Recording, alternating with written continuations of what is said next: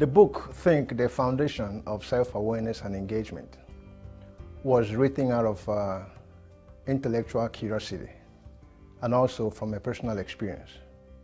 And in order to validate Think book, I ran to research to see what data has to say about what I'm thinking.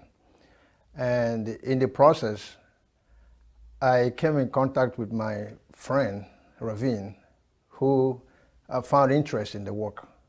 So we collaborated in that writing Think book.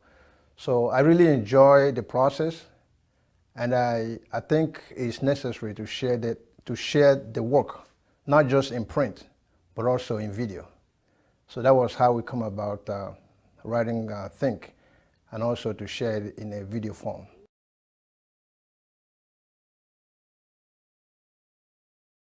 Yeah, one of them that I included in the book is, it has to do with a police officer. And I got pulled over around 3 a.m. in the morning. I was traveling. I was going over a speed limit, let me put it that way. And it was 3 a.m. in the morning on a rental car. So what happened was, when the officer pulled me over, he obviously asked me for my driver's license and registration and all the basic questions. But the question that caught my attention was when he asked me, "Where are you from?" So considering my background, I thought he was asking me my nationality. That was my first thought. But when I paused for a few seconds, I was hoping that he would rephrase the question, the officer would rephrase the question, that way I can give him the right answer. So after a while, he asked me again, where are you coming from? So it was amazing how that simple change in the language clarified the whole question. So on my way home, 3 a.m. in the morning, about 60 miles away from my house, I started wondering, I said, is it possible people get in trouble because of one single misunderstanding? And as I was thinking about that, there was a lot of hoopla going on media, like we know. So I started to wonder, are we into these problems because of untested assumptions? Untested assumption is assuming that what you are thinking is what the other person is also thinking. So in the process, I started using what psychologists call metacognition, which means thinking about your own thinking. And in the process of doing that, I say, I might want to share this information with other people. That way we know how to control what we are thinking. So that was how this book was came into existence.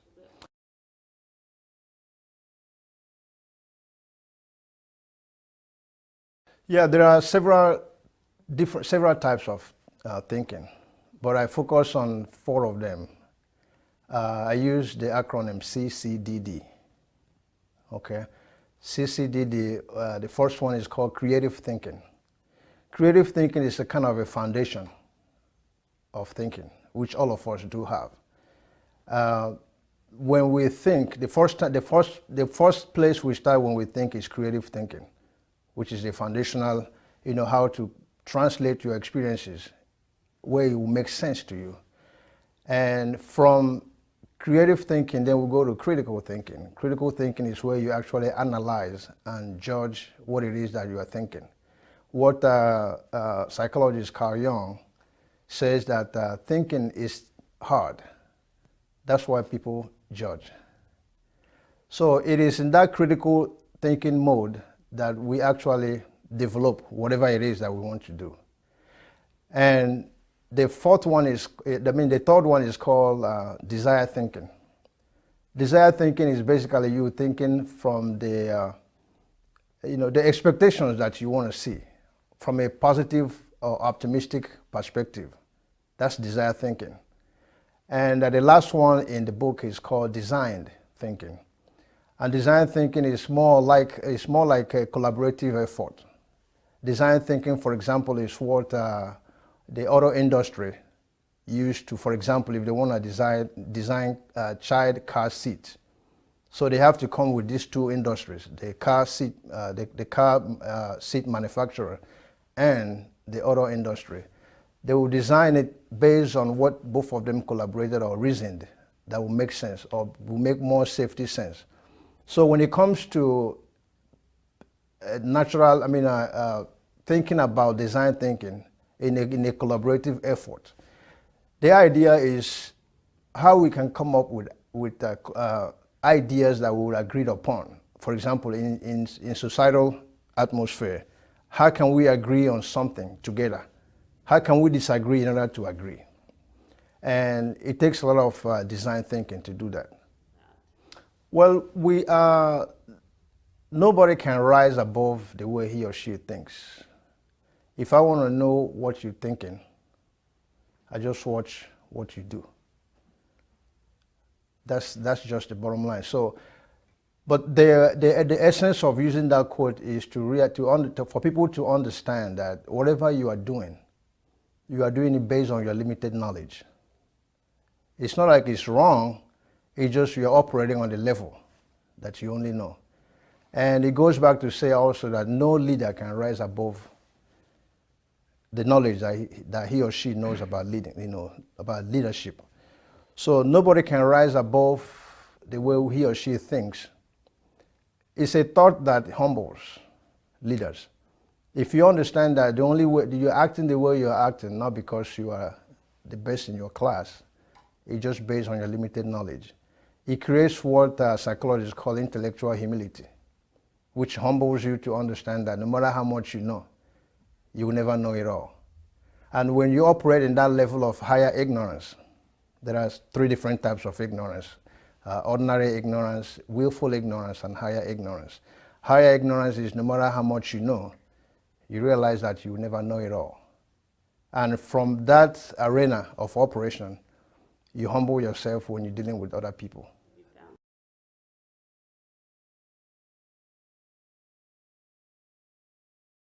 Well, what happened was there's what is called, there's a difference between implicit bias and unconscious bias. I think I operated under unconscious bias. Reason being, the officer was from different race. Okay, he was not an African or African American. So the untested assumption that I had, or the unconscious bias that I had, was considering the racial tension that we have in this country. It was reasonable for me to, my first instinct was 3 a.m. in the morning, speeding. That was red flag for me. But in order not to act out on my first instinct, I had to calm myself down to process the information, make sure what I'm thinking is that what the officer is thinking. And that was why I gave him that few seconds to see if we can, fix the issue, which he did. I don't know whether he noticed that, but he did. He did by asking me, where are you coming from? Just the fact that he added that coming from there clarified the whole question. So it was based on my untested assumption and my unconscious bias, which all of us, every human being has unconscious bias. So it was based on that I retrieved and make sure that I understood what he was asking me. Hi, I'm Dr. Sam Stirk, Peak Performance Plus, and I wrote a book, Win, Get the Mental Edge Skills in Martial Arts. So my professional background is I am a sports psychologist and a hypnotist as well, certified hypnotist. I teach part-time in a medical school, medical hypnosis, how to integrate hypnosis into medicine. I've had the pleasure of meeting Ibeh it's got to be close to a year ago now, when we were invited to a writers group. And then there were some subsequent phone calls and reaching out to one another. And we finally met for some coffee, and we had a dialogue about his books, and we had a dialogue about my books. And I was impressed with this particular book, Think, because there's a close connection between the book Think and cognitive psychology, which deals with thinking and thinking processes.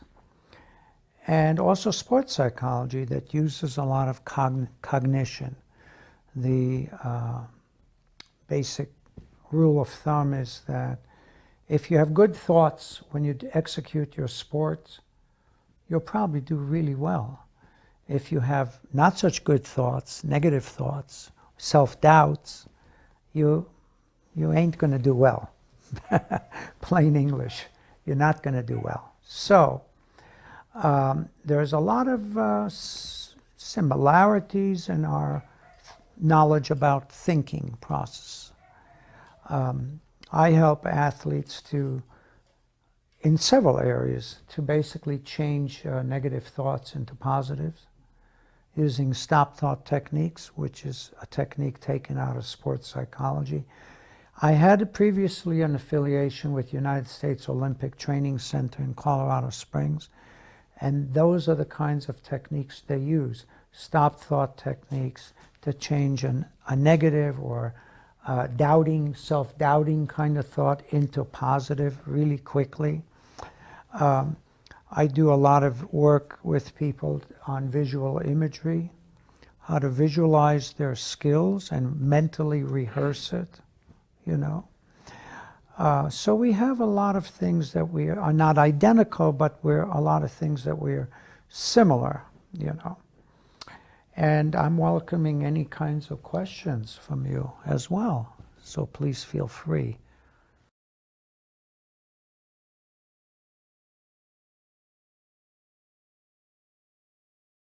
It applies a lot in my everyday practice because I help also people appraise their thinking processes and to apply critical thinking and an awareness of what the consequences are if they think critically and execute, let's say, more beneficial patterns of actions versus those that are not beneficial in the long run.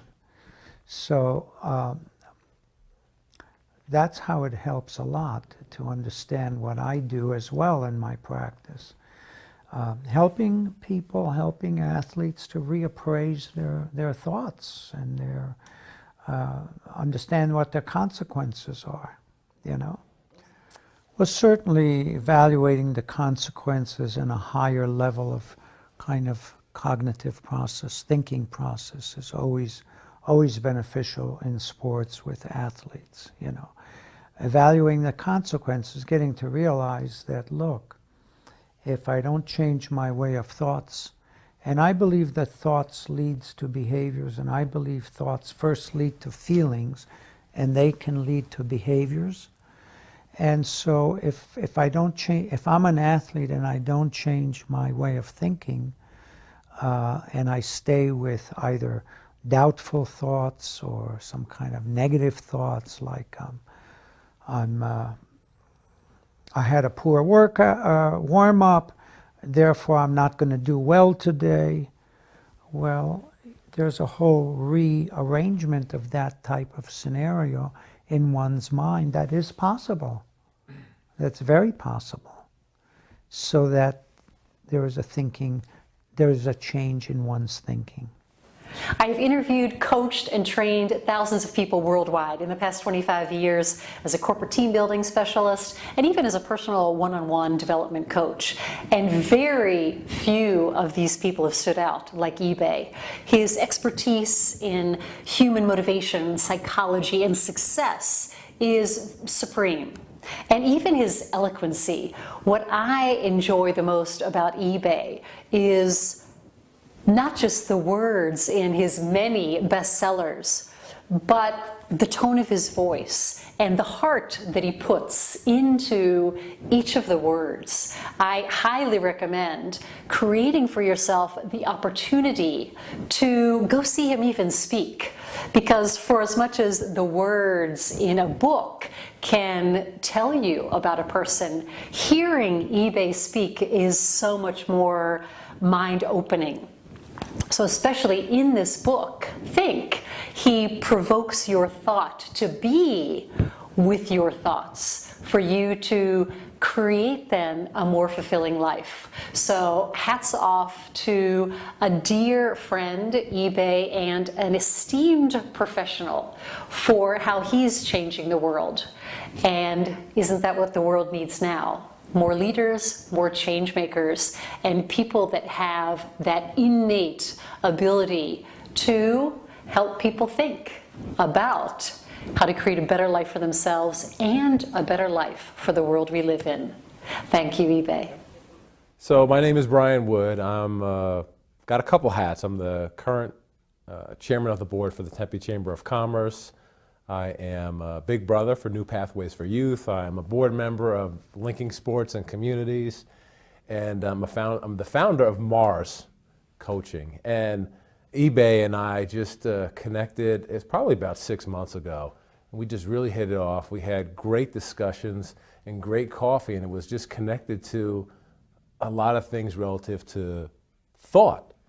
And in my coaching world, there were so many similarities because the thoughts that we put in our heads generate emotions or feelings, which lead to actions or results. So the power in that, realizing that if you put the right thoughts in your head, you're going to get the right results, was incredibly fascinating. So one of the aspects of the book, I love the whole book, but when they talked about the there was a term, metacognition. That was it. Yeah, I couldn't even remember. The thought of how you actually think.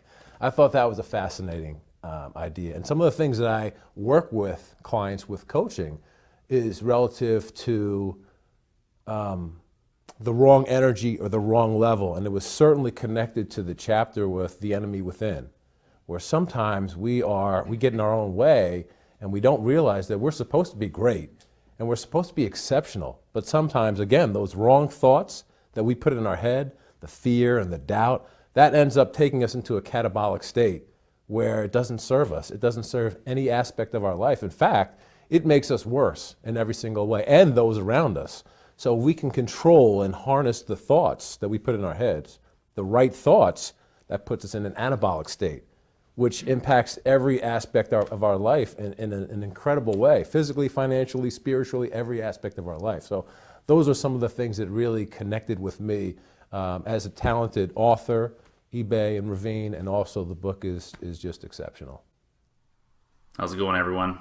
My name is Dr. Dan Green. I'm an IO psychologist and organizational development consultant, and today I'm here to talk to you about Think, the foundation of self-awareness and engagement, by my real good friend, Ibeh Agbanyim.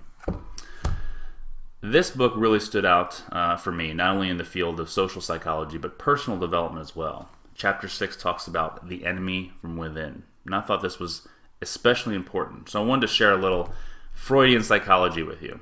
So there's two aspects to who you are. There's your identity, which is who you think you are, and then there's your reputation, which is who the entire world thinks you are, right? And those are two separate people. Freud actually said that the you that you know is hardly worth knowing because no one will ever know that you, right? So knowing your identity is very important, but that isn't necessarily a real entity, right? Because the other 7 billion people on the planet, they know your reputation, right? So you need to outwardly manage your reputation. That's what gets you the promotions, the jobs, the relationships, everything that you need, right? But your identity is still who controls and governs who we are because it's who we think we are. Okay, oftentimes your identity and your reputation, two totally separate people. The idea that they talk about and think, the idea that the enemy is from within, right? Gives a great story called You Are Not My Daddy. Pretty good story, right? It talks about fighting our own shadows. And then what are the 3 steps to facing our own shadows, right? Understanding that there is a difference between who the world thinks we are and who we think we are. And a lot of times those two entities can be separate, but if they clash, that can often create a lack of self-awareness and engagement, okay?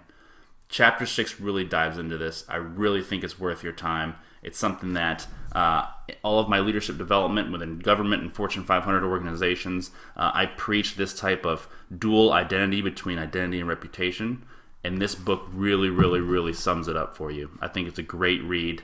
I've actually read it twice. It's a very easy read. Chapter 6 is probably my favorite. So go out there and get it. It's awesome. I am human, nothing human is alien to me.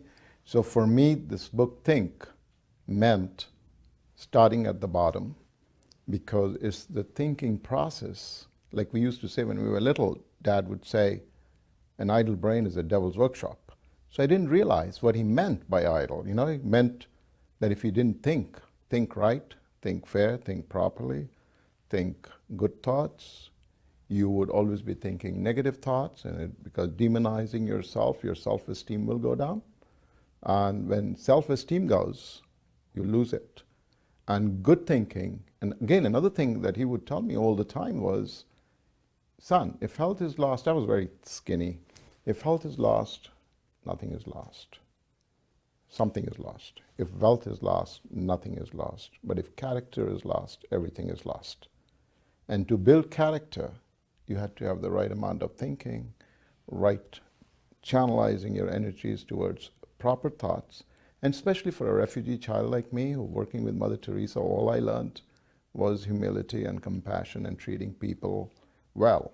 And how do you treat people well when you don't have the purpose in your life?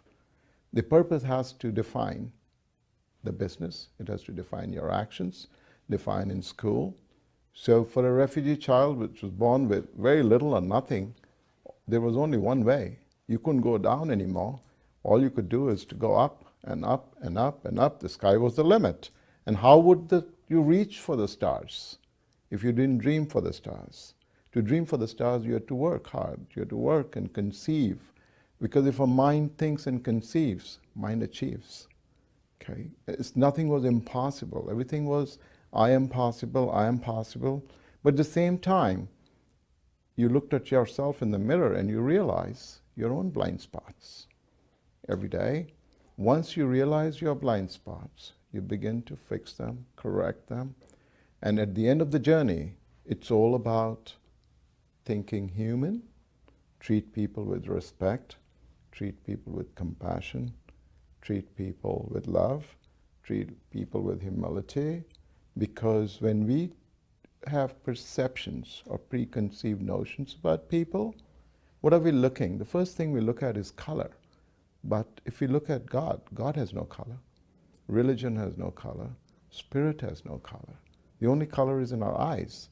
But if we change the lens of our eyes and start looking at people as an integrated whole, then we realize that the value of thinking and thinking positive, thinking like treating that feeling of empathy that comes with people, then you feel yourself that your purpose of whether it's in your personal life or in business, is achieved. The why and how should define the what and where and when. And that all comes from good thinking, treating people with lots of respect. And our book shows you the way. It shows you the way how to improve yourself in treating people, because at the end of the journey, it's all about people. People before process. It's building a culture before strategy. We can discuss strategy, but strategy without people is of no use, because it's the culture that we develop, whether it's in the country, in the context of an athletic team, it's in the context of a college, it's in the context of a small business. It's the purpose, the process is all roads lead to people. People are our greatest asset. People will be our greatest asset, just like our employees are our greatest asset. Nothing can be done without people. People power. Okay, people vote, people do all that. And so how do people do things? If we channel their thinking, if they channel themselves into thinking, and they realize their own self-worth, self-esteem, and they feel empowered to interact, to reach out, to touch, and make a difference. That's what thinking is all about. If we think that humanity is just a word is an act. It's not an act, it's an habit. Humanity is like an ocean. If a few drops are dirty, it doesn't make that ocean dirty. So if a person's thinking is flawed, his life will be flawed. And Dad again would say, you must hate the sinner, you hate the sin, not the sinner. So the same way, every person's thinking can be through environment, we can change it. Through our ways, we can change it. Ways become means, and means become an end. At the end of the road, it's always about what we think of ourselves, what we think of our people, and what we think, and that will take us to trusting people. What we are lacking because of our own problems with thinking, people don't trust people. And trust is a very challenging 5-letter word. It's about being transparent. You can only be transparent if you think right. You can only respect people if you respect yourself. You will be, for unyielding determination is to improve yourself, self-improvement through self-process, self-evaluation, and this is being sincere. And you can only be sincere if you feel good, that you are doing it right, doing the right thing and not worried about the consequences. And T for me is being truthful. Being truthful, being transparent, being sincere will reflect its own self. Like they used to say, face is the index of mind. So it tells, people see faces and they read faces and they know what it's all about.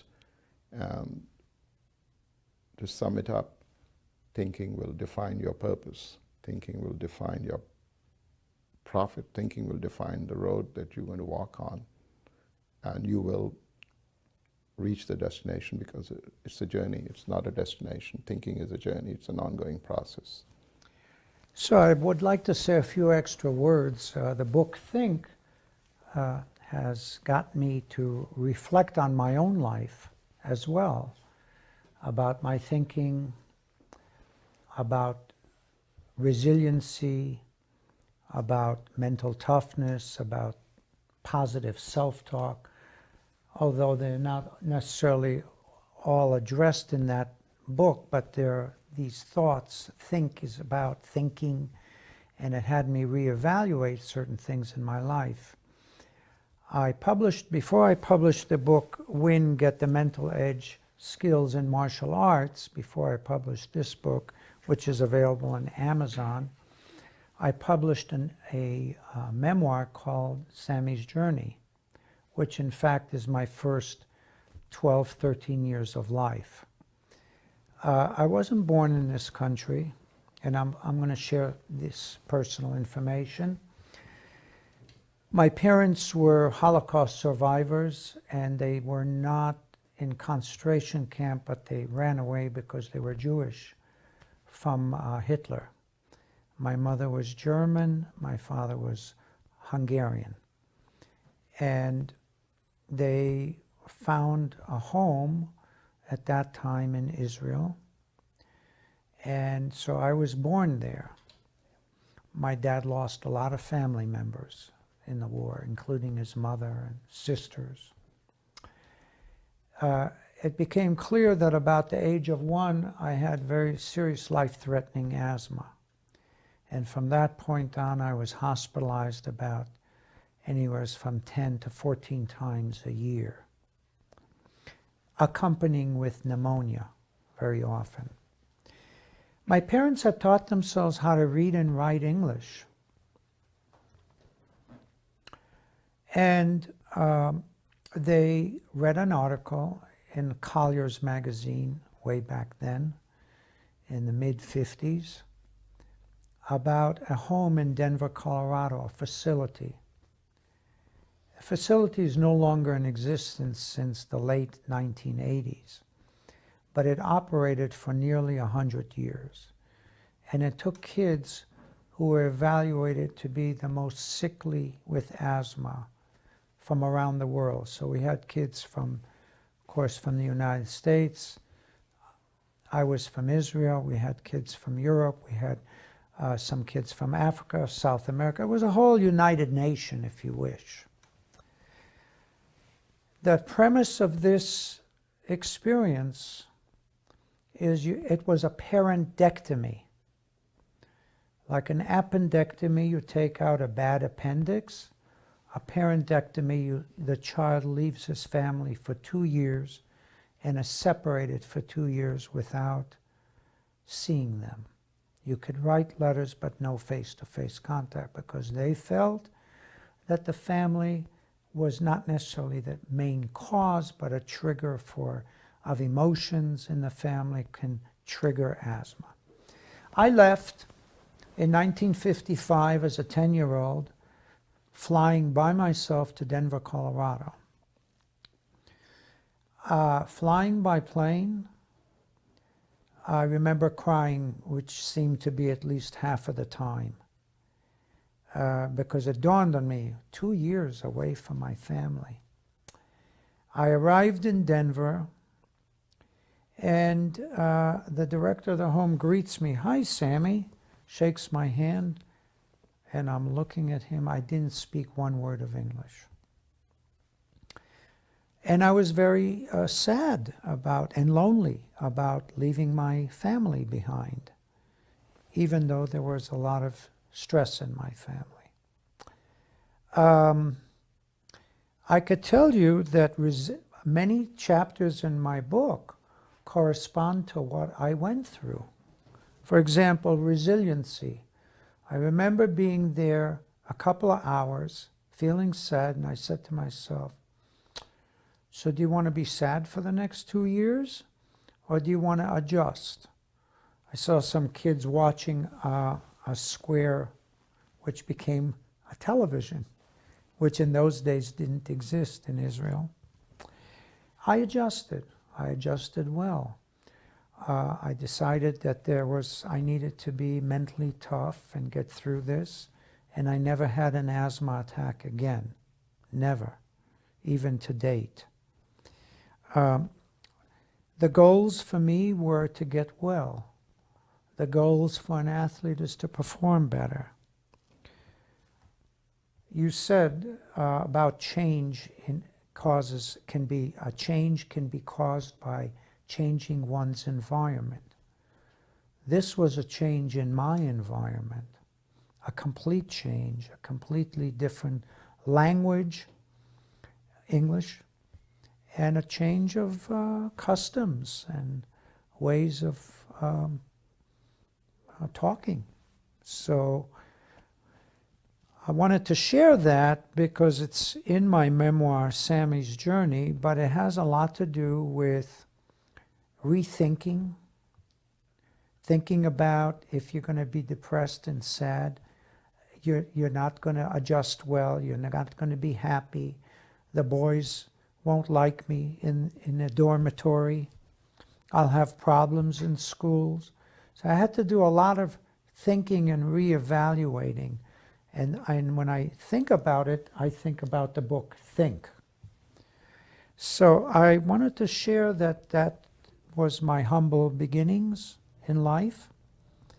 And I've never been sick there, and I've never been sick afterwards, after I undertook such a major change in my environment. It was a complete parentectomy. And I remember being there for about 4 weeks now in Denver. And by now I spoke just a few words of English. And I hear my teacher, Mr. Barron, say 8 book reports, reading tests, writing tests, and I'm having like a major anxiety attack because I didn't know how to write the ABCs. How am I going to do a book report? So instead of getting like crazy about it and overwhelmed and super distraught about it, although I felt that inward, I turned it into positive, constructive action. And what I did is I knocked on my teacher's door when he was having lunch, and I said in very, very broken English, "May I talk to you?" "Oh yeah, come on in, Sammy." And I said, 8 book reports? How? No right, no ABC. He says, I want you to come to my office every day for 45 minutes after school. I'll tutor you. In 4 or 5 months, you'll be up to speed. And sure enough, that's what happened. The following year, and he didn't get extra pay for that. The following year, I heard that he was chosen #1 teacher, not just of that school, which was Cheltenham Elementary School, but of all of Denver. He was chosen as the best teacher of the year. So I just want to share a more personal side. Yes, this book has a lot of theory, and yes, Think has a lot of very important cognitive thinking components to it. But we have to deal with thinking every day and reevaluating consequences every day, which I did coming to Denver. So, and I wanted to thank you for the opportunity of telling my story. The book Think really does cover so many areas that are so timely for where our nation is right now. This book couldn't have come out at a better time, especially how divided and disheartened our nation is, considering the results from the recent election and the resulting protests and acts of violence that have already occurred. Think is addressing very concrete, simple strategies that people could start employing today to eliminate racism, sexism, and violence. The authors do an excellent job helping us really think about how to sit back for a second and control what it is that we choose to think, because our thoughts are connected to our feelings, which are connected to our actions. So we have to really get in line and understand what we're thinking in order to make appropriate decisions. So they give us strategies in here like understanding that instead of having a woe is me approach, why did this happen to me, having a why not me approach. The authors take us through how to develop that so you can have a much more positive and hopeful attitude towards your future. I loved the topics on the 3 types of ignorance. I think this is huge. I think it's very important that people understand what it is that they're thinking and they don't let their thoughts go unchecked. And when you start looking at the 3 types of ignorance, the first being ordinary ignorance, which is essentially you don't know what you don't know. There's so many things in life that we think we know about and we really just don't have the information. We're not fully informed. We're not experts in the field, and we need to leave some of our statements and opinions to the experts. We need to let science lead. This book talks about that. So then the second form of ignorance is willful ignorance, and that's what I believe really speaks to the state of our country right now, where people are aware of facts. Facts have been revealed, things have been put out, and people still choose to make a decision despite they have a callow indifference, is the way the authors describe it, to facts and logic. And when that can become very dangerous. When we already know what the research says, we know what the stats say, but we still make choices that are detrimental despite that information. That's considered willful ignorance. I'm going to make this decision despite having facts. The last one is higher ignorance, which is where we would want to move our country to as individuals if we could start practicing higher ignorance, which has to do with, and this is what I quote from the book, it allows us to be open and curious in the face of knowing that we do not know. So this is about posturing ourselves in a state of curiosity and wonder, and being able to be open to new information, open to a different perspective. And I really feel like this is so timely of a message for our nation. If we could really reach a place of higher ignorance, we're going to have opinions and thoughts, let's be curious and open to what facts we can get from another perspective.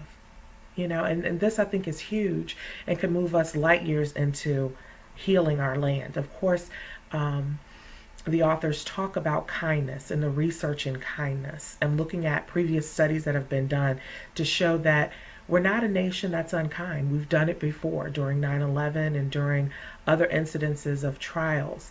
And so we can certainly do it again. This book, I definitely think, not only will challenge you, it will chasten you, it will cause you to be reflective, which is needed. We cannot be impulsive. We cannot rush through anything. We need to slow down.